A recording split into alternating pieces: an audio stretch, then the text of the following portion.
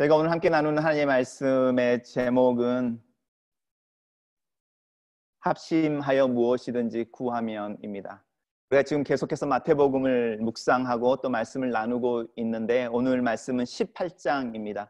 저희가 16장에서 예수를 그리스도라 고백하는 베드로의 고백과 또 예수님께서 베드로를 사탄아 내 뒤로 물러가라 하시는 장면을 우리가 함께 나눴습니다. 오늘은 18장의 이야기인데 제가 말씀드렸던 것처럼 마태복음은 5개의 예수님의 가르침을 모아놓은 담화 강론으로 구성되어져 있습니다. 5개의 예수님의 설교를 모아놓고 그 사이사이에 예수님이 행하셨던 기적이나 사역의 이야기를 넣고 있는데 첫 번째 가르침을 우리가 산상수훈이라고 부릅니다. 두 번째 우리가 가르침을 살펴봤었는데 10장부터 시작되는 제자 파송장이었습니다. 그리고 우리가 읽었던 13장의 천국에 대한 비유, 그리고 오늘 이 부분인데 18장은 교회와 교회 공동체에 대한 이야기를 하고 있습니다.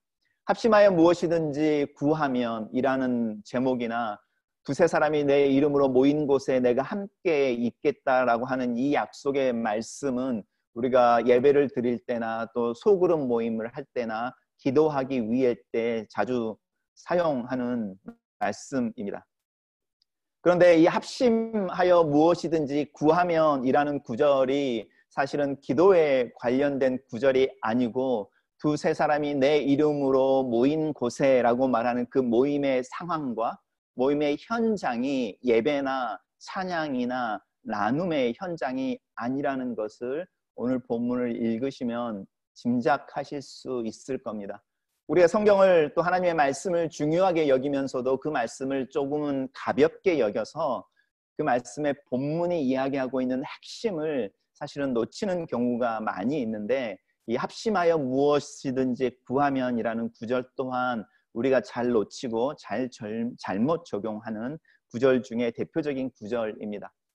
무엇이든지 합심하여 구하면이라고 말하는 이 구한다라는 단어가 ask가 아니고 agree라는 단어라는 뜻을 여러분이 기억하시고 그거를 적용하신다면 우리가 읽은 본문의 내용과 무엇이든지 너희가 구하면 합심하여 구하면이라고 말하는 내용의 의미가 명확해져 버립니다. 예수님이 너희가 내 이름으로 합심하여 무엇인지 구하면 그대로 하늘에서 이루어지고 너희가 내 이름으로 두세 사람이 모인 곳에 내가 함께 있겠다고 하는 그 현장이 ask의 현장이 아니고 agree의 현장이라는 겁니다. 동의하고 합의하고 승인하고 그러고 나면 19절 이 앞으로 넘어가게 되는데 오늘 본문의 시작이 나오는 부분이 있습니다. 진실로 다시 너희에게 이르노니 그럼 이 다시라는 말이 있으니까 한번 그 전에 말씀하셨다는 거죠. 하나님이 그 전에 무슨 말씀을 하셨는가라고 말하는 부분인데요.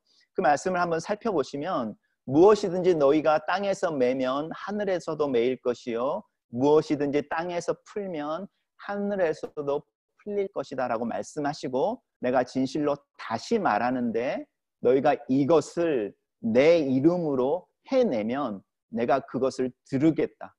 너희가 이것을 하기 위해 내 이름으로 두세 사람이 모여 있으면 내가 그곳에 함께 모이겠다라고 말하는 겁니다.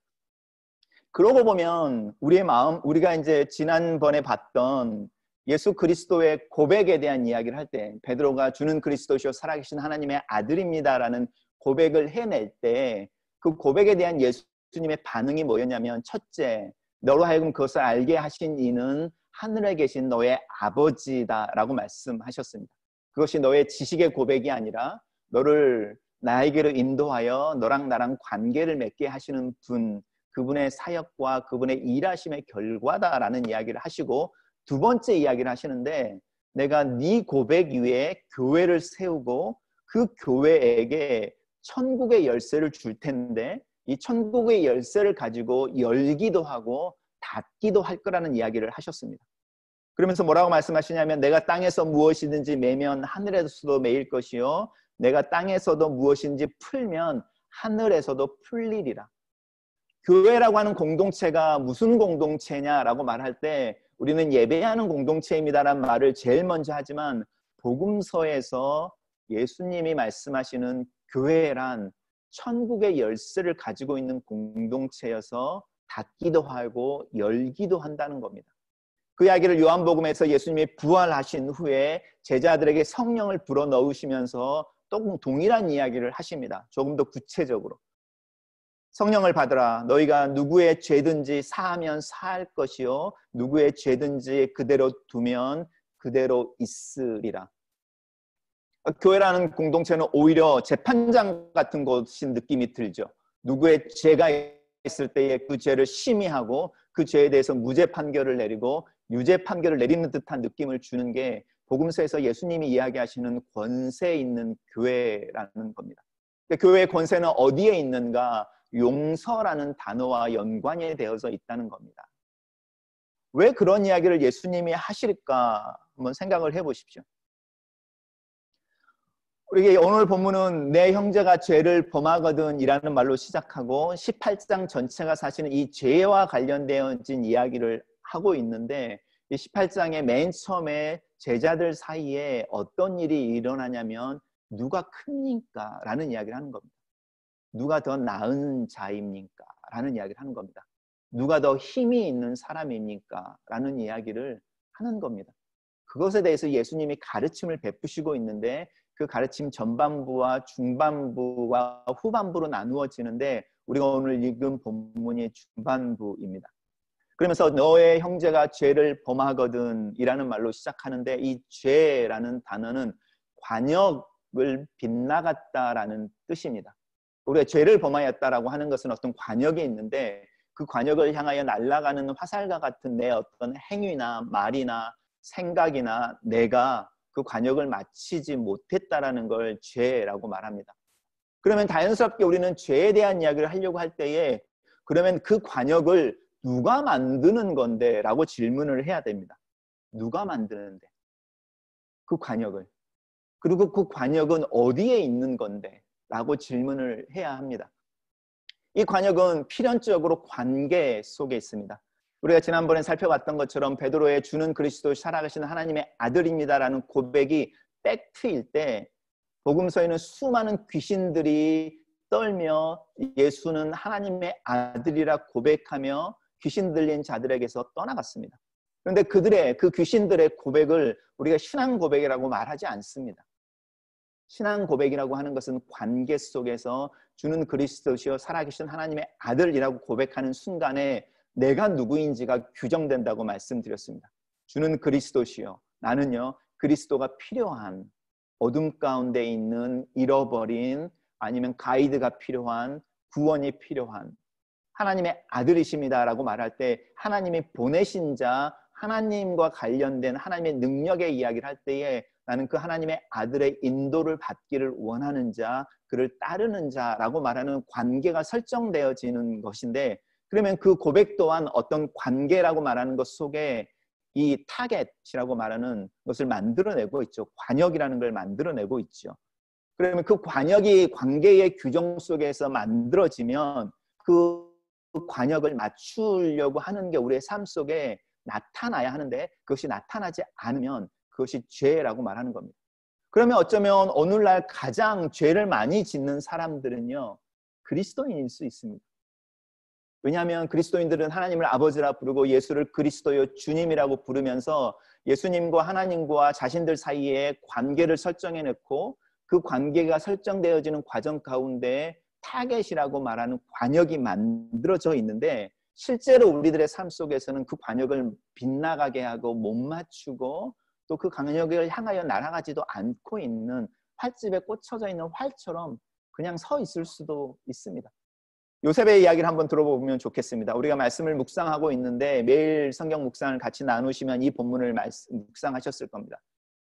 보디발의 아내의 유혹을 받은 요셉이 보디발의 아내의 유혹을 뿌리치면서 하는 말입니다. 내 주인이 집안의 모든 소유를 간섭하지 아니하고 다 나의 손에 위탁하였으니 이 집에 나보다 더 큰 이가 없으며 라고 말합니다. 주인이 아무것도 내게 금하지 아니하였어도 금한 것은 당신뿐이니 당신은 그의 아내임이라. 요셉이 무슨 관역을 만들어내고 있냐면 자기를 집사장으로 세운 애굽의 시장관 보디발과 자기의 관계를 설정해내고 있습니다. 그 설정이 뭐냐면 나는 내 주인이 나에게 맡긴 것을 관리하는 사람입니다. 그리고 내 주인은 나에게 자신의 모든 것을 맡겨줬습니다. 그런데 내가 그 주인과의 관계 속에서 모든 것을 할 수 있는데 하나 금지된 게 있습니다. 마치 에덴 동산에서 유혹을 받을 때에 하와와 아담이 고백해내야 하는 관역의 설정과 동일한 이야기를 하고 있는 겁니다. 하나님 우리를 하나님의 형상으로 만드셨습니다. 우리를 자녀처럼 대하시고 우리를 풍요롭게 하십니다. 우리를 천사보다 못하지만 만물 위에 세우고 천사도 흠모하는 일을 하게 하셨습니다. 나를 하나님의 형상으로 만드시고 하나님이 보이지 않는데 보여주는 하나님의 대리자처럼 이 세상을 살게 하십니다라고 관계를 설정해 냈고, 그런데 그 고백이 진행되어지는 과정 속에 그 하나님을 생각할 때에 나에게 금지된 하나가 있습니다 라고 관역을 만들어 놓는 겁니다. 이게 관역을 만드는 겁니다. 그러고 나서 뭐라고 말하냐면 당신뿐이니 당신은 그의 아내입니다. 이게 유혹을 반대하는 내용입니다. 우리가 죄에 대한 이야기를 할 때에 이 관점이 있습니다. 우리는 21세기를 살고 있는 사람들에서 죄 이야기를 하면 법이라고 생각을 하고, 법 이러면 성문법처럼 기록되어져 있는, 제정되어져 있는 이런 법에 대한 이야기를 하는데, 아니요, 성경을 보면 이미 이 하나님과의 관계 속에서 스스로 규정해내는 이 관역이라고 말하는 내용을 성경에서는 정의, 공의라는 단어로 표현하는데, 이미 창세기 18장에서 하나님이 뭐라고 말씀하시냐면 내가 아브라함을 선택하여 거대한 나라가 되게 하고 그로 하여금 큰 복을 받게 하는 이유가 있는데, 그 이유는 뭐냐면 여호와의 도를 지켜 의와 공의를 행하게 하기 위해서라는 겁니다. 이 의와 공의를 행한다는 이야기가 뭐냐면 하나님의 도라고 말하는 관역을 하나님과 자신의 관계 속에서 설정한 다음에 그것을 맞추는 화살처럼 살아가게 하기 위해, 힘 있는 화살이 되게 하기 위해 복을 주고 강대한 나라가 되게 하겠다는 겁니다. 이 이야기를 나올 때에 이 아브라함이 여호와의 도를 지켜 의와 공도를 행하는 모습이 나타나는데, 첫째가 나그네를 대접하는 거였습니다. 두 번째가 소돔과 고모라를 멸하기 위해 떠나는 하나님의 천사들을 붙들고 중보하는 거였습니다. 근데 천사들이 정작 소돔과 고모라에 갔을 때에 아브라함이 행했던 공도라고 말하는 하나님을 향하여 하나님과 관계 속에 세워놨던 이 관역이 있는데, 손을 대접하는 것과 중보하는 것인데, 천사들이 소돔과 고모라에 들어갔을 때에 소돔과 고모라 사람들이 이 손님으로 나그네로 들어온 이 천사들을 해하려고 하는 겁니다. 밤에 대접하는 것이 아니라 끌어내서 자신들의 즐거움을 위해서 이 손님이라고 말하는, 나그네라고 말하는 어쩌면 소수의 힘이 없는 사람들을 어뷰즈하려고 하는 모습으로 나타나는 겁니다. 아브라함이 하나님 앞에서 행하는 그 나그네를 대접하는 모습과 정 다른 반대의 모습이 소돔과 고모라에 증거되면서 죄의 문제를 아브라함과 소돔과 고모라에 있는 사람들과 비교시키고 있는 것입니다. 두 번째, 중보의 문제도 마찬가지입니다. 거기서 벗어나는 롯과 롯의 아내와 그 딸들이 부랴부랴 소돔과 고모라를 떠나면서 자신들을 구해서 떠나는 자들에게 아브라함처럼 잠깐만요, 우리만 떠날 수가 없지 않습니까? 여기에 무지한 사람들이 분명히 있을 텐데 우리에게 하루만 더 주십시오. 그러면 내가 어쨌든 소식을 알려서 함께 이 소돔과 고모라를 떠날 수 있는 사람들을 조금이라도 모아보겠습니다라는 이야기를 안 하는 겁니다.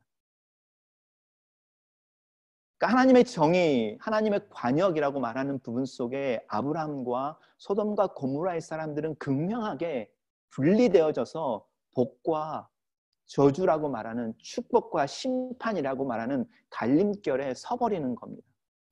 이게 죄의 이야기를 할 때 그렇습니다.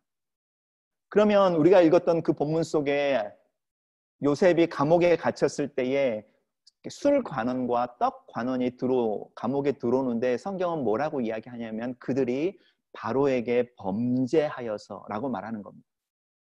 똑같은 겁니다. 그들이 바로에게 범죄하였다라고 말할 때 그들이 바로를 모반했다든지 배신했다든지 이런 뜻이 아니고 술 맡은 관원으로서, 떡을 만드는 관원장으로서 바로와 자신들의 관계 속에 관역이 있었다는 겁니다. 자신들의 역할처럼. 그 일을 하는 어떤 부분에 실패했다는 겁니다. 그래서 즉형을 당하거나 즉결로 사형에 처해지는 게 아니고 감옥에 이렇게 처해져서 어떤 파이널의 어떤 부분들을 기다리는 자들이 되는 겁니다. 근데 우리가 죄를 이야기할 때 그 부분을 보셔야 합니다. 그래서 내 형제가 죄를 범하거든 이라는 말이 전제하고 있는 건 우리가 교회로 모일 때에 하나님의 형제와 자매들로서 관계가 형성되어지는데 그 관계 속에 마땅한 도리라고 하는 그 도리를 발견해내고 그 도리를 실천해내야 되는 게 관역처럼 있다는 겁니다. 그래서 이 관역을 만들어내는 능력을 의라고 말합니다. 그래서 요셉이 의로웠다라고 말하든지 아브라함이 노아가 의로웠다고 말할 때 그 사람들은 윤리적으로 문제가 없었다라는 걸 이야기하는 게 아니라 자신들과 하나님 사이에서 자신들이 어떤 태도로 어떤 삶을 살아야 될지에 대한 관역을 가지고 있었다라는 겁니다. 그리고 그들의 삶 속에 그 관역은 사실은 순종이라는 단어로 행해졌고 하나님의 말씀, 그들을 향하여 주시는 어떤 부르심이 있는데 그 부르심에 대한 발견으로 연결되어집니다. 그래서 우리가 요셉을 이야기하면서 보디발과 자신의 관계를 설정해놓고 관역을 만든 다음에 나는 그 관역을 맞추는 사람, 의로운 사람으로서 보디발을 향하여 의로운 사람으로서 당신의 유혹에 노라고 말하겠습니다 하고 죄를 범하지 않는데 이 요셉이 거기에서 멈추는 게 아니고 내가 왜 보디발을 배신하지 않아야 되는데 라고 말할 때 자신이 믿고 있는 하나님과 자기의 관계 때문에 내가 보디발을 배신할 수 없어라고 설명해내는 한 단계를 더 들어가는 겁니다. 이게 신앙이라는 겁니다. 그러니까 믿음이라고 하는 것은 단순히 예수를 주로 고백하는 거, 주는 그리스도시요 살아계신 하나님의 아들입니다라는 입에 나오는 게 아니죠. 성경은 분명하게 말하는데 너희들이 나에게 가까이 와서 입으로 나를 공경하는데 우리가 발로 하나님께 가까이 나가는 장면이 현장이 뭐가 있습니까? 그 말은 예배하러 와서 입으로는 나를 공경하는데 찬양과 온갖 좋은 말들을 나를 향하여 쏟아놓는데 너희의 마음은 나에게서 멀어라고 이 죄의 문제를 지적하고 있는 겁니다. 내가 너희들과 원하는 너와 내 사이에 만들어진 관역이라고 하는 것은 입에 있는 것이 아니라 발걸음에 있는 것이 아니라 그래서 너는 내 앞에 어떤 모습으로 설 건데? 라는 질문 속에 있는 거고 그 질문에 대한 답을 만들고 그 답을 실천해내는 게 너의 삶이라는 이야기를 하는 겁니다. 믿음에 대해서 우리가 조금 회복해내고 다시 성경으로 돌아가서 성경이 말하고 있는 믿음에 대한 이야기를 할 때에 belief의 문제가 아니고 relationship인 거고 trust라고 이야기를 할 때에 신뢰라고 이야기할 때에 이 관역이라는 부분을 잘 설정해내는 게 의롭다라는 단어입니다. 그래서 아브라함을 하나님이 의롭다고 말할 때 아브라함이 이 관역을 설정해냅니다. 하나님이 약속하셨으니 내가 그 약속을 받겠습니다 라고 하나님과 자신의 관계 속에 예 라고 관역을 설정해 놓고 내가 그것을 믿습니다 라고 말하면서 그 관역을 맞춰버리는 거죠. 하나님이 의롭다고 이야기하는 겁니다. 반대로 보십시오. 왜 하나님이 우리를 예수 그리스도 안에서 의롭다고 하셨는가 라고 말할 때 마찬가지입니다. 우리가 우리 힘으로 관역을 맞춘 것이 아니라 예수님이 우리의 손을 붙잡고 하나님과 우리의 사이에 우리가 마땅히 맞춰야 되는 그 관역에 우리를 꽂아 넣으셨다는 겁니다. 내가 날라온 게 아니고 예수님의 손이 나라는 화살을 가지고 나와 하나님 사이에 마땅히 박혀져야 되는 그 관역에 꽂아 놓으셨다라는 게 위신칭이라는 개념의 핵심인 겁니다. 그게 바로 의로움에 대한 이야기를 합니다. 그래서 정의, 공의라는 이야기를 할 때 의라고 하는 단어는 내가 하나님과 나의 사이에서 하나님께 범죄하지 않겠습니다라고 관역을 세워놓는 거고요. 그 관역이 개인의 관계 속에 너와 나라는 관계 속에서 적용이 되어지는 걸 정의라고 말하는 겁니다. 그리고 그 정의라는 단어가 판단되어지고 심판이라는 결과로 나타날 때 그거를 공의라고 말합니다. 그래서 정의, 공의라는 것은 어디에서 맨 처음에 시작하냐면 우리가 우리의 삶의 관역을 만드는 데서부터 시작하는데 그 관역을 만들 때 내가 고려해야 되는 관계는 하나님과 나라는 관계. 그 관계에서 관역이 만들어집니다. 그러면 어떤 사람은 그 관역을 크게 그리는 사람이 있고 어떤 사람은 정말 작게 그리는 사람이 있습니다. 크게 그리는 사람과 작게 그리는 사람의 차이는 관역을 크게 그리는 사람은 맞히는 확률이 훨씬 더 많고요. 작게 그리는 사람은 그 관역을 맞출 확률이 되게 작죠. 그래서 믿음이 큰 사람이면 큰 사람일수록 관역을 크게 그립니다. 근데 관역을 크게 그리면 크게 그릴수록 그 사람의 삶은 불편하죠. 슬로우하게 가죠. 머뭇거리게 되죠. 그래서 우리는 작은 관역을 만들어 놓으려고 하는 겁니다. 한 개만이라고 이야기하는 부분, 그 하나만 안 하면 돼. 근데 성경이 말하고 있는 것은 하나를 안 하면 돼가 아니라 99개를 해야 돼라고 말하고 있어서 조금 다른 부분이 있습니다. 그래서 이 죄에 대한 이야기를 할 때 여러분 하나님과 나의 관계라고 하는 부분 속에서 이 죄라고 하는 개념이 달라집니다. 제가 제 아들을 향해서 똑같은 혼을 냈다고 생각해 보십시오. 예를 들어서 훈계를 했는데 하나는 의로운 게 되고 죄가 아니고 하나는 죄가 됩니다. 관계 때문에 그렇습니다.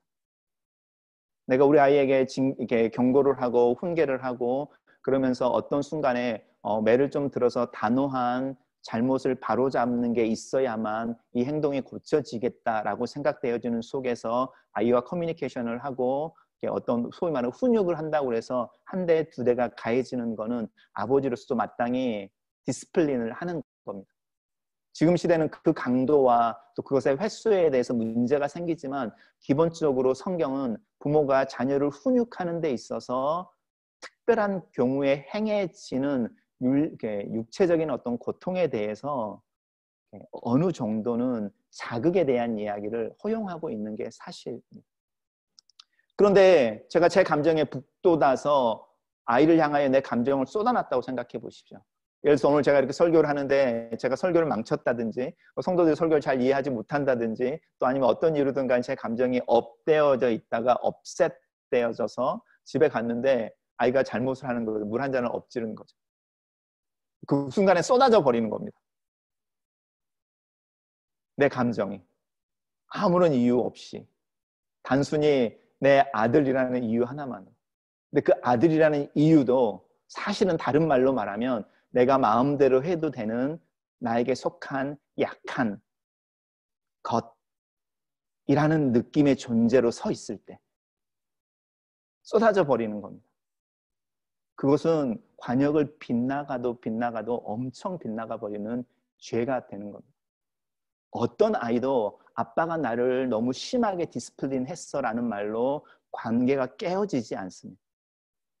근데 그 훈계가 아닐 때 디스플린이 아닐 때 똑같은 물리적인 어떤 힘이 관계를 영원히 깨뜨려 버립니다. 그 아이의 마음속에 굉장히 깊은 데미지를 입힙니다. 그리고 그것을 풀어내려고 하면 라고 하는 생각을 해보시면 그 부분에 대한 이야기들부터 오늘 본문을 적용할 수도 있습니다.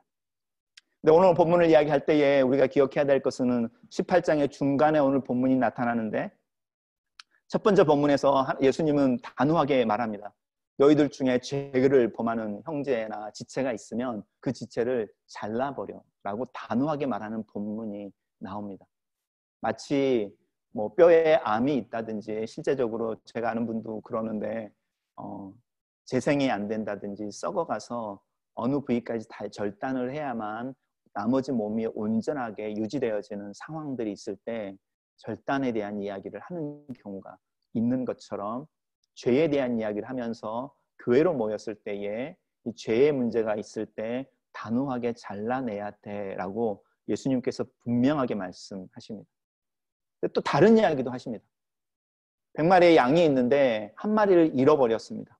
그러면 99마리를 들에 놓고 잃어버린 한 마리 양을 찾으러 가라고 합니다. 그러면 그 99마리 양은 목자 잃어버린 양이 되는 겁니다. 순식간에. 그러면 그들이 흩어져 버릴 수도 있고 다른 늑대라든지 사자라든지 다른 짐승들에 잡아먹힐 수도 있는데 그런 위험을 감수하고서라도 잃어버린 양 하나를 찾으러 나가야 돼라고 말하는 내용이 오늘 본문에 있습니다.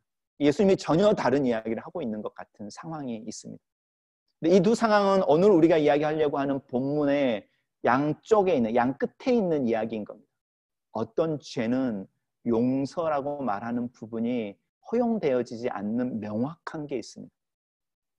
교회라고 말하는 공동체를 흔들어 버리는, 기반부터 흔들어 버려서 거기를 잘라내지 않으면 온몸이 죽어가는, 대표적인 게 교회 안에 들어와 있는 이단들이라고 할 수 있죠. 그런 경우를 명확하게 드러나니까 출교하게 하고 교회에서 나오지 못하게 하고 친교를 금지하면 됩니다. 근데 교회 안에 정말로 은밀하게 돌아가는데 우리 모두 다 모른 척하는, 근데 몸이 하나씩 썩어가는 게 있습니다. 그런 죄가 있을 때 단호함에 대한 이야기를 하는 겁니다. 두 번째, 어떤 형제나 자매가 교회에 보이지 않습니다. 알고 봤더니 가정적으로 굉장히 어려운 일이 있습니다. 하나님의 선하심에 대한 시험, 질문이 생겼습니다. 그 개인의 삶 속에서 주어지는 삶의 폭풍과 또 시련 속에서 신앙이 흔들리고 있습니다. 그럴 때에 우리는 잃어버린 양을 찾아가듯이 찾아가야 하는 겁니다. 그래서 만약에 내가 예배 한 번을 빠지고 그와 정심을 먹었다, 어쩌면 하나님이 기뻐하신 예배일 수도 있다는 이야기를 하는 겁니다. 이 두 가지, 하나는 정말로 찾는 것, 하나는 단호하게 끊어버리는 죄, 이 두 가지를 이야기하는데 대부분 교회 공동체 안에서 일어나는 죄의 문제는 중간에 있습니다. 근데 왜 이 죄에 대한 이야기를 교회를 향해서 하는 걸까요? 우리는 초대교회는 문제가 없었을 거라고 생각합니다. 성경대로 보면 4,000명, 5,000명 회심하는 시절에 성령의 역사가 다이렉트로 직접 나타나는 시절에 그 앞에서 직접 죄를 범하면 죽어버리는 이런 시절에 그 공동체에 죄의 문제가 있겠습니까? 그런데 이 마태 복음을 처음 읽었을 공동체에 대한 이야기를 제가 가끔 이야기하는데 이 사람들은 국가를 잃어버리는 사람들입니다. 마태복음을 첫 번째 읽었을 독자들을 생각해 보십시오. 이미 예루살렘이 없어져 버렸습니다. 자신들의 고향이라고 불렀던 유대는 더 이상 그 이름으로 불리지 않습니다. 팔레스타인인 겁니다. 그러면 이들이 모여서 이루는 교회는 우리가 이루는 이민교회보다 훨씬 더 에스닉이라고 말하는 인종으로 제한되어진 교회이고, 이들이 흩어져서 그 핍박을 통해서 흩어져서 모여있는 교회는 삶이 훨씬 더 터프하고 생존을 위해 하루하루를 사는 사람들이 예수 그리스도 때문에 모여있는 공동체인 겁니다. 그래서 마태복음에서는 말세에 대한 이야기가 어느 부분보다 더 많이 나옵니다. 예수 그리스도가 왕으로 임하시는 부분에 대한 이야기도 단호하게 나옵니다. 삶이 터프하고 내 생존이 정말 위급하고 내일이 불확실해지게 되면 교회로 모였을 때의 성도들은 다 이기적입니다. 그 안에는 수많은 말과 감정의 상처를 넘어서서 우리가 말하는 사귐이라고 하는 게 존재하는 겁니다. 형제요 자매라는 이름으로 내가 유익을 얻어서 그 유익으로 오늘 하루를 살거나 내일을 살아야 되는 일들이 비일비재하게 일어나는 게 마태복음을 읽는 첫 번째 읽은 사람들의 공동체의 상황인 겁니다. 단순히 핍박 때문에 신앙을 배교하고 이런 건 차라리 쉽습니다. 우리 교회로 모일 때도 그런 일들이 많이 일어납니다. 특별히 이민교회가 힘든 이유가 어디에 있습니까? 우리의 마음이 좁아져 버립니다. 우리의 마음이 좁아져 버리면 우리는 절대로 관역을 크게 그리지 못합니다. 그리고 그 관역의 이름 또한 하나님이지 않습니다. 그 관역은 다 나, 내 유익, 내 아이, 내 자녀 이렇게 가는 겁니다. 그런 상황 속에서 오늘의 본문을 이야기하고 있습니다. 오늘의 본문을 좀 더 구체적으로 살펴보겠습니다. 죄에 대한 이야기를 분명하게 하고 있습니다. 죄라고 하는 부분은 행해지는 것이고 그 행해짐의 결과로 관역이 미스가 되어지는데, 관역이 미스되면 문제는 뭐냐면 애매한 사람이나 애매한 물건이 그 화살에 맞는다는 겁니다. 관역을 맞춰야만 그 내가 날아가는 나라고 하는 화살이 꽂힐 곳에 꽂혀 있는데, 관역을 미스하니까 다른 사람, 다른 것, 다른 장소에 꽂히게 되는 거죠. 그걸 피해를 입힌다라고 말합니다. 그 죄는 반드시 결과로 나타나는데 그 결과는 손해를 입는 사람이 생긴다는 겁니다. 가해자와 피해자. 그리고 이 피해자는 절대적으로 가해자보다 약한 사람들에게 행해집니다. 이게 죄의 나쁜 점입니다. 죄는 행해질 때에 절대로 위로 흐르지 않습니다. 죄가 위로 흐를 때 우리는 그거를 의라는 말로 다르게 표현해 버립니다. 봉기, 의사 이런 단어를 쓸 때를 생각해 보십시오. 모든 죄는 밑으로 흘리고 나보다 약한 사람에게 가고 피해자를 만들어내는 겁니다. 그래서 죄의 핵심에는 교만이 있다고 말하는 겁니다.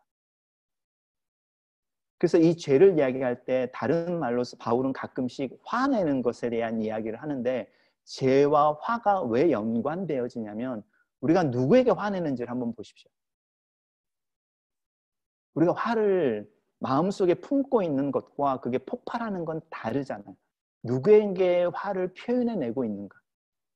그것은 내가 그 사람과의 관계 속에서 그 사람보다 내가 더 높다고 생각되어지는 경우에 화가 표현되어지는 겁니다. 다시 말씀드리면 그 화가 나보다 높다고 생각되어지는, 나보다 강한 사람이라고 생각되어지는 사람을 향해서 표현되어지면 우리는 다른 단어를 씁니다. 항쟁, 투쟁 이런 단어를 쓰는 겁니다. 죄라는 단어를 쓰지 않습니다. 그러니까 죄라고 하는 부분에 명확하게 흐름에 대한 이야기를 보셔야 합니다. 그러니까 교회 안에서 죄의 문제가 나올 때 문제가 뭐냐면 우리는 다 예수 그리스도 안에서 형제여 자매입니다. 예수 그리스도는 우리를 하나로 만드셨습니다. 이방인이나 유대인이나 하나입니다. 남자나 여자나 하나입니다. 노인이나 어린아이가 다 하나입니다라고 이야기하는 겁니다. 우리는 다 예수 그리스도 안에서 형제여 자매입니다.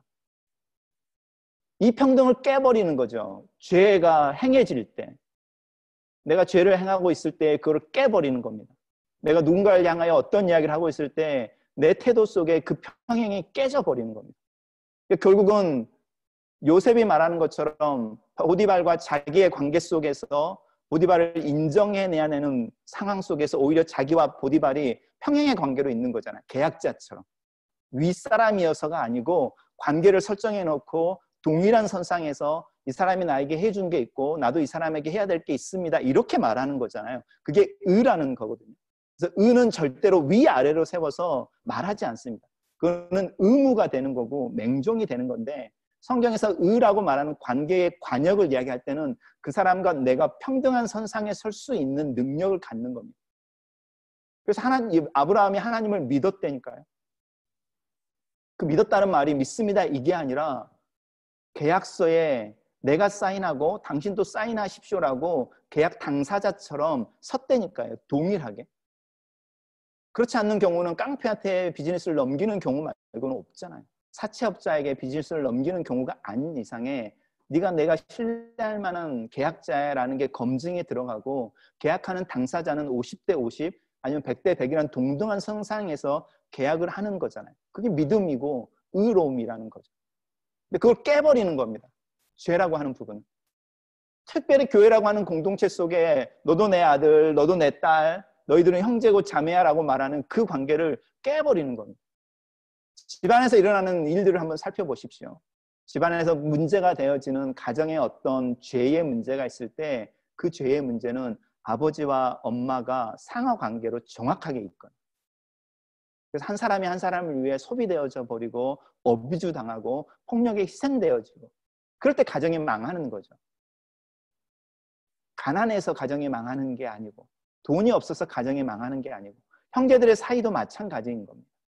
누가 더 잘났다고 이야기를 하거나 어떤 걸 가지고 더 많은 걸 이야기하고 있거나 누군가를 향해 저 사람이 나와 동등하지 않아라고 느끼는 그 느낌들이 강해지고 그게 행동으로 나타나 버리면 죄가 되고 깨져버리는 겁니다. 가정.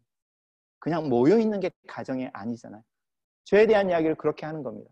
그래서 이 죄는 누군가에게 손해를 입히는 것이고 그 손해를 입힌다는 이야기는 파워라고 하는 게 수평으로 흐르지 않고 수직으로 흐른다는 걸 전제로 지고 있는 겁니다. 근데 정말로 하나님의 말씀을 읽으면서 머뭇하게 하는 거는 이것을 바로 잡아야 되는데 왜 그거를 약한 사람이 하냐는 겁니다. 밑에 있는 사람이, 손해본 사람이, 피해자가. 여러분 교회에서 어떤 일들이 있을 때 누가 제일 먼저 사과하는지 한번 보십시오. 그 사과를 누가 먼저 하는가, 그 사람이 약자인 거고 그 사람이 사실은 피해자인 거고 그 사람이 먼저 수평을 만들어내기 위해 자신을 비우는 사람인데 자신이 힘이 있다고 말하는 사람들은 자신에 대한 잘못이나 죄가 지적되어질 때에 절대로 그것을 인정하지 않습니다. 다윗이 하나님의 마음에 합한 자였던 이유는 그 태도가 있었기 때문에 그렇습니다. 그가 권력에 있고 교만했을 때에 자기 마음대로 이미 한 남자의 아내인 여자를 취할 수 있다는 교만이 있었고 그게 행해져 버리니까 음란이라는 죄가 된 거고 그 죄를 덮으려고 하니까 자기 부하니 자기가 발령 내고 마음대로 해서 전선의 최전선에 세워서 자연스럽게 전투 속에 죽어버릴 수 있는 상황을 만들어주는 권력을 행하고 이런 이야기를 하지만 그가 하나님 앞에서 자기가 세우고 있는 타겟이 있었는데 골이 있었는데 그 골에 직격으로 하나님이 그 골을 건들 때에 자기가 행했던 그 모든 게 인정되어지는 겁니다. 잘못했습니다라고 하나님 앞에 서 있고 그것을 고백하는 자로 돌아서는데 그게 회개라는 부분입니다. 그래서 우리가 회개가 되지 않습니까? 우리는 교만한 사람들인 겁니다. 그리고 이 회개 없이는 절대로 부흥이라는 건 없습니다. 그래서 이 교회에서 이 관계를 이야기할 때 이 관계는 철저하게 너도 형제, 나도 형제라고 말하는 하나님의 자녀라고 하는 이 평등이라는 관계가 있다라는 걸 전제로 이 죄의 문제가 다스려지고 점검되고 이야기되어지는 겁니다. 그러면 이 죄를 범한 형제, 그래서 교회 안에 있는 질서와 평등이라고 말하는 하나님이 만들어주신 관계의 골의 관역을 이렇게 맞추지 못하고 오히려 그것을 깨트려버리고 흔들리게 하는 사람들이 있는데 그 사람들을 향하여 어떻게 회복해낼까라고 말할 때 첫 번째는요. 피해를 입은 사람이 먼저 움직입니다라는 겁니다. 제가 가끔씩 이야기하는데 나이 드신 분과 나이가 젊으신 두 집사님이 말다툼을 하면 누가 가서 먼저 사과를 하냐면 나이 드신 분이 아니라 나이 덜 드신 분, 더 젊은 사람 이런 사람들이 먼저 가서 사과하는데 저는 그게 성경적이라고 생각하는 겁니다. 두 번째는 이 죄의 문제를 이야기할 때 교회 안에 정말로 이렇게 오해하고 있는 게 있는데 훈계 없이 덮어주는 거는 용서가 아니라는 겁니다. 처음 들어보셨죠, 교회에서? 용서는 굉장히 현실적인 건데 죄를 용서하기 위해서는 그 죄가 익스포즈 돼야 된다는 거예요. 만천하에 수치스럽게가 아니고 인정되어져야 한다는 겁니다. 훈계 없이 덮어주는 것은 용서가 아니다. 루벤이 자기 아버지의 첩인 실라와 동침을 했습니다. 야곱이 그것을 들었습니다.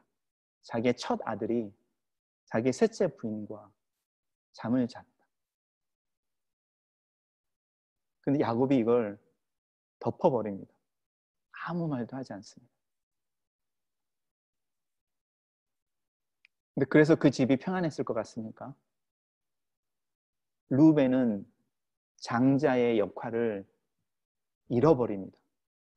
그 고대 시대의 첫 번째 아들이라고 말하는 파워를 가지고 있으면서도 요셉을 죽이자고 말할 때 그래서는 안 된다라는 것을 알고 있으면서도 그 나머지 9 형제들에게 혼을 못 내킵니다. 왜냐하면 자기가 범했던 죄에 대해 용서받은 적이 없어서 다른 이들의 죄에 대한 이야기가 나올 때 그러면 안 돼 라는 말을 못하는 겁니다. 그리고 이 9의 형제들은 루벤이 없는 사이에 요셉을 팔아버립니다. 요셉이 없어진 걸 안 루벤이 내가 어디로 갈꼬라고 탄식합니다. 내가 어디로 갈꼬. 아벨을 죽인 가인이 했던 탄식인 겁니다.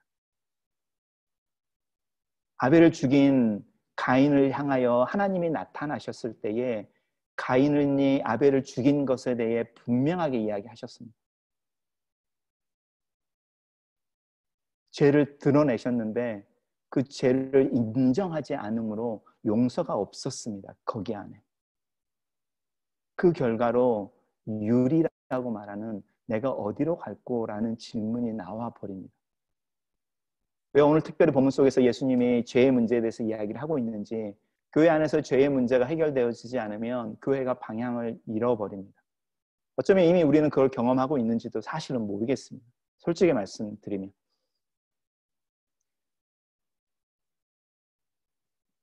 훈계 없이 덮어주는 것은 사실은 용서가 아니며 그런 상황은 관계를 절대로 발전시키지 못하고 교회나 공동체가 올바로 가게 하지 못하며 관계가 올바로 가지 못하게 하는 겁니다. 다만 시간 폭탄을 서로의 가슴 속에 품고 있을 뿐입니다. 왜냐하면 죄가 일어났다는 것, 죄가 행해졌다는 건 이미 관계가 깨졌다는 뜻이니까. 그 깨진 관계를 외면한다는 것 말고는 없는 거니까. 왜 하나님 예수님이 오늘 본문 속에서 내가 너희랑 함께 있어. 너희 둘이 어그리하면 나도 위에서 어그리해 줄게 라고 말하는가. 왜냐하면 깨어져버린 관계는 회복되어져야 하는데 쉽지 않아서 그렇습니다. 그래서 예수님께서 구체적으로 이야기하시는데 관계가 깨어졌다고 여기는 상황이 있느냐. 네 심리적으로, 정서적으로 네가 피해를 입었다고 생각이 드느냐. 아니면 물질적으로 피해를 입었느냐. 아니면 어떤 형태로든 간에 교회 안에서 너나 나나 동일한데 그러지 않아라고 느끼는 느낌을 받았느냐. 그 사람에게 찾아가라는 겁니다. 그리고 그 느낌에 대해서 말하라는 겁니다. 그 손해에 대해서 말을 하라는 이야기입니다. 그리고 그 사람이 그렇구나. 내가 너에게 손해를 끼쳤구나. 네 마음을 상하게 했구나. 내가 너에 대해서 나쁜 말을 하고 다녔구나. 그래서 네 마음이 상했구나. 이런 이야기를 하고 미안해. 그러지 않을게. 라고 말을 하면 그 사람을 얻는 거라는 거죠. 그렇지 않고 내가 언제 이렇게 말하면 우리가 잘 쓰는 삼자되면 가라는 겁니다.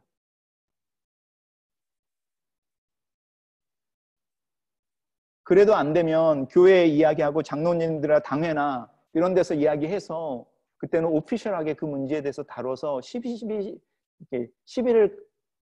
가르라는 이야기까지 가는 겁니다. 사실은.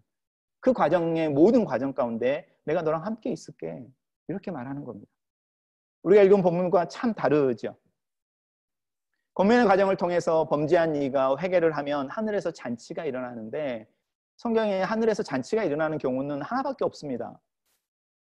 죄인이 하나님에게로 돌아올 때, 죄인이 하나님으로 돌아올 때는 전도에서 예수를 믿지 않는 사람이 예수를 믿을 때, 그리고 자기가 범죄했는데 그것을 인정하고 싶지 않거나 모르고 있었는데 알게 돼서 그렇구나 내가 잘못했네 라고 말할 때 천국에서 잔치가 일어나는 겁니다.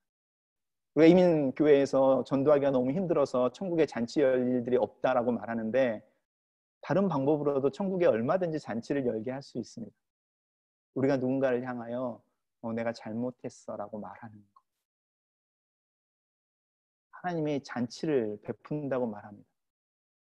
근데 죄라고 하는 것은 그렇게 녹록한 게 아니어서 죄는 우리의 마음을 마비시켜버리고 우리의 마음은 이미 교만한 상태에서 행해지는 거라서 이 마음을 돌이키면 돌이키려고 할수록 더 강팍해지고 관계가 깨어져 버리는 게 현실입니다. 제가 말씀드린 것처럼 이렇게 해서 관계가 회복되시는 걸 경험하신 교우들이 몇 분이나 있는지 모르겠습니다. 우리는 형제를 잃어버리고 자매를 잃어버립니다. 그렇게 해서 말했더니 그 다음날부터 교회 안 나옵니다.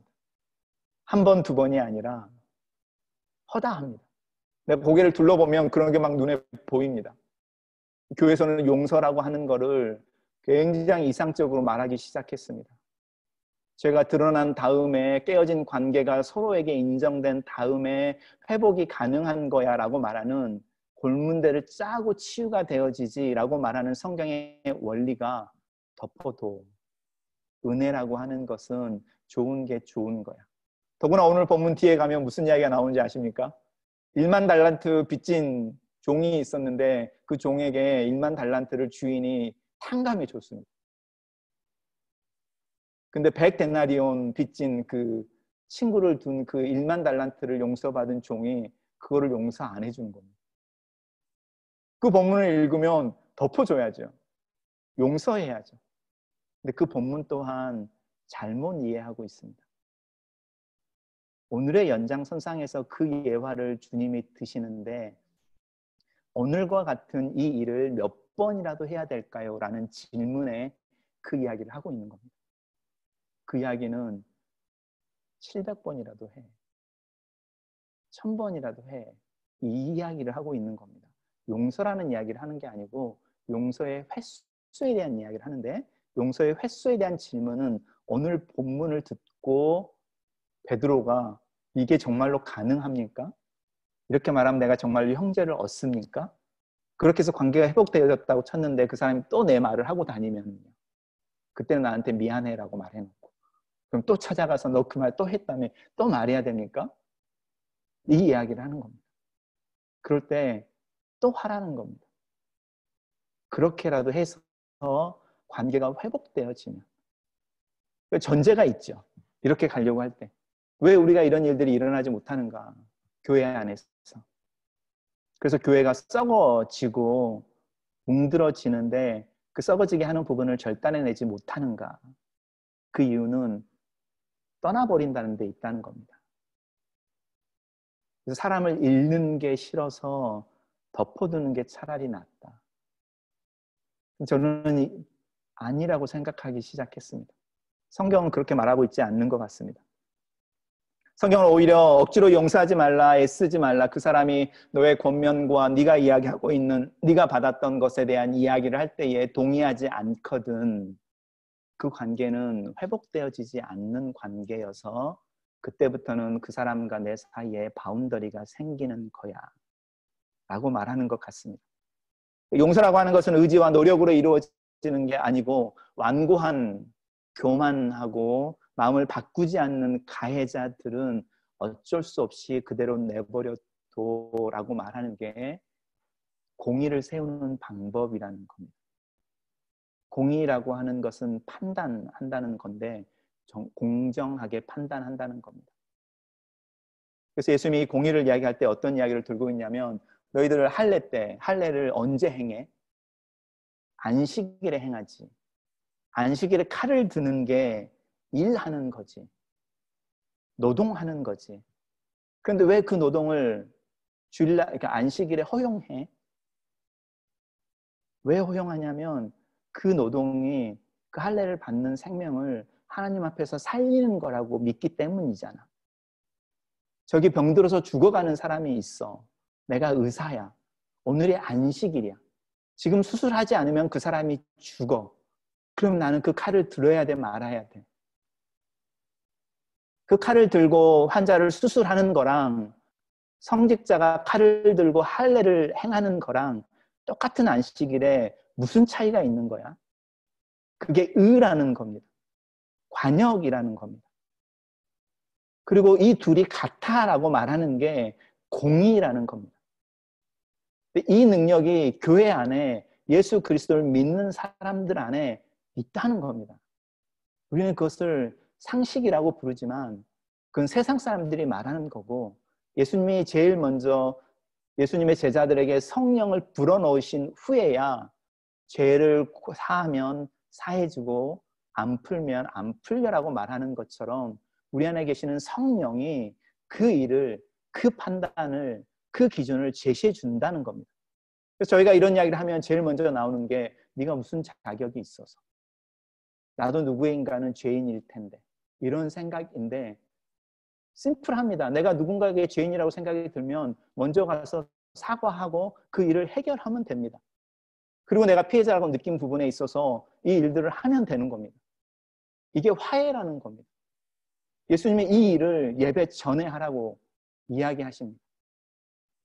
왜냐하면 예배라고 하는 것은 내가 동일하게 다른 형제 자매들과 함께 같은 하나님의 자녀로 서 있는 시간인데, 하나님의 밥상 아래 형, 누나, 동생 이렇게 모여 있는데 나도 모르게 내가 저 형보다는 낫지, 저 동생보다는 잘 살지, 이런 마음을 품고 있으면 그게 밥상 앞에 모여 있는 자녀들의 모습이냐라는 겁니다.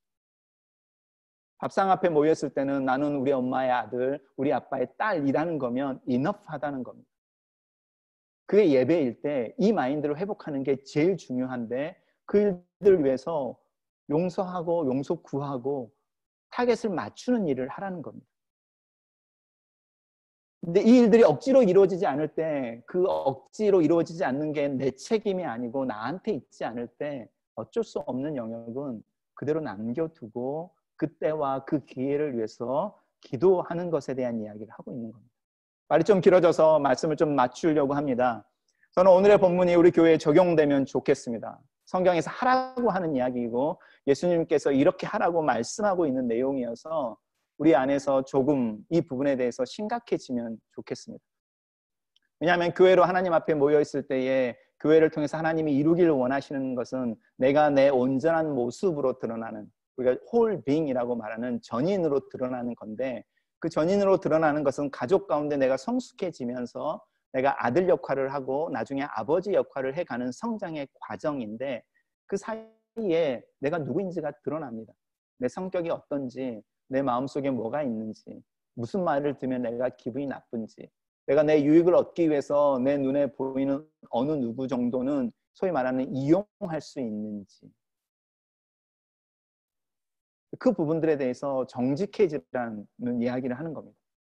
그리고 그 부분들이 정직하게 드러나고 누군가 그걸 드러냈을 때에 하나님의 음성으로 들으십시오라는 겁니다. 누군가가 나에게 너는 이런 부분이 나에게 참 불편해라고 말할 때 그래? 그럼 내가 어떻게 해줄까? 라고 말할 수 있는 여유로움이 있어야 된다는 겁니다. 건강한 교회는. 그리고 그 속에서 우리가 성숙해 가야 된다는 건데, 저희가 순모임을 통해서 작은 교회를 이룰 때에 의도하는 게 이겁니다.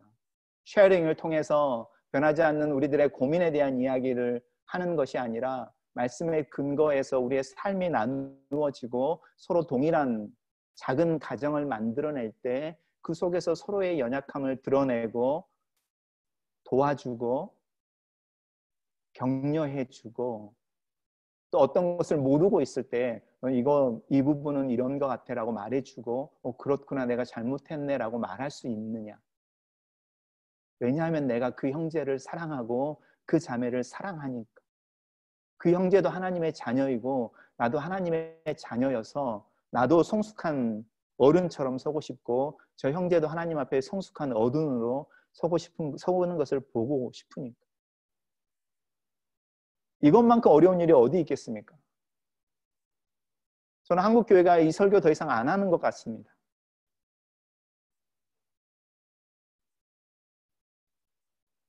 힘이 없는 사람, 힘이 있는 사람이 주도권을 쥐는 것이 세상의 법칙이지만 용서의 법칙은 힘이 없는 사람이 먼저 시작하는 게 용서의 법칙입니다. 이게 하나님의 법칙이고 이렇게 해서 어떤 어두운 부분이 드러나는 겁니다. 그리고 그것이 드러났을 때에 그것에 대해서 그렇습니다라고 동의하게 될 때 그 안에 진정한 화해가 있습니다. 다시 말씀드리지만 용서라는 부분을 아이디어하게 생각하지 않으시면 좋겠습니다. 용서라는 건 굉장히 어렵고 내가 시작하는데 그 완성은 상대방이 하는 것. 그리고 그 일이 사실은 잘 안 일어나는 것. 왜냐하면 죄라는 속성 때문에. 그럼에도 불구하고 우리는 그것을 해야 되는데 드러내야 되는 것.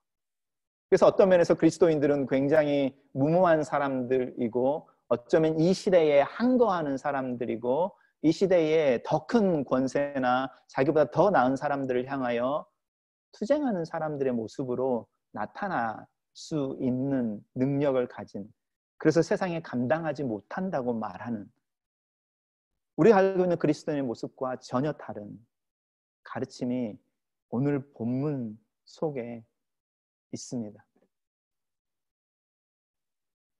말씀을 나눕니다. 다시 두세 사람이 땅에 합심하여 무엇이든지 구하면 그 두세 사람이 내 이름으로 모여있는 곳에 나도 함께 있어. 이 두 사람은 화해하기 위해, 용서를 완성하기 위해 그 실타래를 먼저 푸는 피해자와 그 실타래를 풀기 위한 떨리는 손을 보고 미안해라고 와서 그 손을 돕는 겸손한 가해자 두 사람일 수도 있고, 내가 갔는데 그 사람이 말을 안 듣고 오히려 나한테 화를 내더라. 나는 그 형제가 하나님과의 관계 속에서, 나와 관계 속에서 형제로 자매로 내 옆에 있으면 좋겠어라는 마음으로 다시 찾아가려고 할 때 너 나랑 같이 가줄래? 라고 부탁했던 내 옆에 있는 그 또 다른 두 사람의 문제, 두 사람일 수도 있고, 교회라는 곳으로 그 문제가 전달되어져서 그 두 사람 사이에 중재하기 위해 형제 이 사람에게 사과하십시오라고 말하는 그 교회일 수도 있는데, 그 사람들과 예수님이 함께 하신다는 겁니다. 우리의 자격 있음이 아니라 예수님 때문에 우리가 그 일을 해내야 된다는 겁니다. 조심스럽지만 기도하면서 내 동기를 하나님 앞에 점검하면서 내가 그 사람을 잃지 않고 내 옆에 서서 나와 함께 하나님의 식탁에 앉아 밥을 먹는 사람으로 내 옆에 있게 하기 위해서 깨어진 관계를 회복시키려고 하는 시도가 용서의 시작이고, 그렇게 하는 용서가 교회에서 완성되어지는 여러 모습들로 인하여 하나님이 기뻐하기를 원하신다는 겁니다. 전 제 자신을 향해서 동일한 이야기를 하고 있고, 우리 함께 예배드리는 교우들을 향해서 동일한 이야기를 합니다. 우리가 컴퓨터를 다시 켜야 되는 것처럼 교회를 리부트하는 시기를 경험하고 있는데, 이 경험하는 시기에 우리의 마음을 내려다 보십시오. 그리고 그 마음 속에 하나님이 주시는 어떤 음성이 있는지, 내가 상처받았다든지 내가 피해자라고 생각하는 마음이 있는 것인지, 아니면 혹시 하나님의 은혜를 주셔서 내가 그런 말을 듣기 전에 내가 이기적이고 내가 누군가를 향해서 위에 서 있는 태도로 있었구나라는 그런 마음을 하나님이 혹시 은혜로 주시는지, 무엇보다도 우리가 하나님과 나라고 하는 관계의 터 위에 어떤 관역을 세우려고 하나님과 씨름하고 있는지, 주는 그리스도시여 살아계신 하나님의 아들입니다라고 고백하는 순간에 우린 예수 그리스도 뒤에 서야 되는 존재들이고 그의 발걸음을 따라가는 존재라는 고백과 그 삶을 살아내야 되는 게 사명 있는 사람들인 것처럼 함께 그 길을 가는 그 사람이 한 명이라도 내 옆에 더 있기를 원해서 용서의 과정을 시작하는 그 용기가 필요한 상황, 겁니다. 그리고 그 용기를 가지고 내어오는 사람에게 방어하는 게 아니고 들어봐주고 그 일이 맞는지를 체크해주고 설명해주고 내 행동을 바꾸려고 애를 쓰고 이런 공동체가 필요한 시기인 겁니다. 그래야만 우리가 이 세상을 살아갈 수 있고 이 코로나 이후에 하나님 앞에서 살아있다고 말하는 공동체, 하나님의 임재라고 말하는 성경이 말하는 공동체. 왜냐하면 그런 곳에 하나님이 함께 있으니까. 그리고 그런 자녀들이 함께 모여서 나누는 식탁, 그걸 바라보는 그 아버지와 어머니의 흐뭇함을 우리 하나님에게 한번 만들어주면 좋겠습니다. 우리 하나님에게 그런 마음을 못 주겠습니까? 우리가 그런 존재들인데 그렇게 할 수 있는 능력이 이미 우리에게 주어졌는데 성령을 우리 마음속에 불어넣어 주시면서 너희가 땅에서 풀면 하늘에서도 풀려, 너희가 땅에서 죄를 용서하면 하늘에서도 풀려 라고 말씀하시는 주님의 권세가, 천국의 열쇠가 우리에게 있는데 믿지 않는 사람에게 예수를 믿으십시오라고 말하는 그 말보다 훨씬 더 큰 권세가 우리에게 있는데 우리는 왜 그 열쇠를 밖에 있는 사람들에게 쓰려고 하고 안에 있는 사람들에게는 안 쓰려고 하는 걸까요? 안에 있는 사람들에게는 어쩌면 내 기도가 더 빨리 응답받습니까? 이런 기도를 주님에게 하는 걸까요? 내가 어떻게 하면 내가 더 능력이 있는 사람이 될까요? 어떻게 하면 내가 더 믿음이 저 사람보다 더 좋을까요? 내가 어떻게 하면 저 목사보다 내 손에 놓고 기도를 하면 신유가 일어날까요? 이런 고민을 하고 있는 교회가 돼버렸는지 참 슬프고 하나님이 저희로 하여금 쉬게 하시는 이유 중에 하나라고 생각합니다. 오늘 말씀을 저에게 굉장히 무겁게 받고 굉장히 힘들게 설교를 하고 있는데 들으시는 여러분은 어떻게 듣고 이해하시는지 모르겠습니다. 주님의 말씀을 통해서 하라고 하는 일에 대해서 예 라고 하고 하지 마라고 하는 부분에서는 하지 마 이러는 교회가 되면 좋겠는데 그래서 우리가 더 책임감 있고 성숙한 요셉처럼 골을 세우고 그 골을 맞출 줄 아는, 그리고 그 골과 맞춤이 하나님과의 관계에서부터 시작되어지는 그런 신앙인의 삶을 살고 싶은데 오늘의 본문 속에서는 그 신앙이 함께 교회를 이루고 있는 형제 자매들을 향하여 저 사람이 내 옆에 있어서 내 형제요 내 자매로 내 마음을 알고 그 사람의 마음을 아는 관계로 믿음의 여정을 주님의 뒤를 따라가는 일을 같이 하면 좋겠다라는 욕심 때문에 나오는 용서에 대한 이야기를 하는 겁니다. 이게 제일 중요합니다.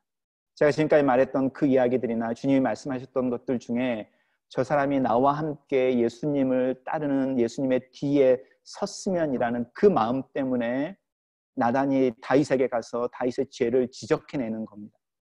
정죄가 아닌 거죠. 그것에 대한 이야기를 하는 거고 그렇게 어프로치에 대한 확신이 없으면 우리는 당연히 멈춰야 되죠. 그 마음이 있을 때 우리는 그 사람이 가서 나단처럼 다윗의 역할을 할 수 있는 겁니다. 겸손하게 위험을 감수하고 어떤 이야기를 정중하게, 그리고 그것을 듣는 사람은 그 사람의 마음속에 있는 빚과 손해와 상처에 대해서 자신의 책임임을 감당하고 합심해서 내가 잘못했네라고 말하고 괜찮아 네가 이해해 주니까 고마워 우리 더 같이 주님 안에서 신앙생활 잘해보자라고 기도할 때 여러분 그 기도가 응답되지 않겠습니까? 그렇게 말해놓고 제가 나한테 와서 나를 이렇게 만들었어 이렇게 말할 수 있을 것 같습니까? 저는 그렇게 말하는 사람이 있다면 저는 그 사람 크리스찬 아닐 수도 있습니다. 신앙의 가장 기본적인 부분에서 죄의 문제에 있어서 단호하지 않는 사람, 그러면 어쩌면 그런 사람은 우리가 맨 처음에 이야기했던 전체 몸을 살리기 위해 단호하게 끊어내야 되는 그런 부류의 사람일 수도 있는 겁니다. 기도하겠습니다.